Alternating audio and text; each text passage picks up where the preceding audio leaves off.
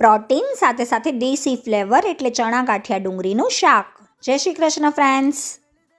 ચણાને overnight soak કરીને બાફી લેશું.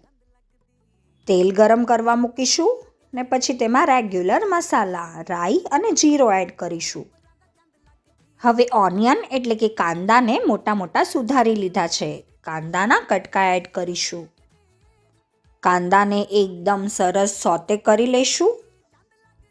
આ દેશી શાક ખાવાની ખૂબ જ મજા આવે છે. આપણે રોટલી અથવા પાઉં સાથે તેને ખાઈ શકીએ છીએ.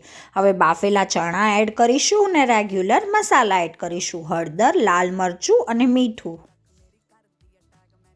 તેને એકદમ સારી રીતે મિક્સ કરી લેશું. મસાલા એકબીજામાં ચડી જાય સરસ રીતે એટલે આપણે તેમાં પાણી એડ કરીશું. રસાની માત્રા થોડીક વધારે રાખવાની છે એટલે પાણી થોડુંક વધારે એડ કરવાનું છે, કેમ કે છેલ્લે આપણે વણેલા ગાંઠિયા એડ કરીશું તો રસો આપણો શોક થઈ જશે. હવે સાકર એડ કરીશું અને લીંબુ એડ કરીશું.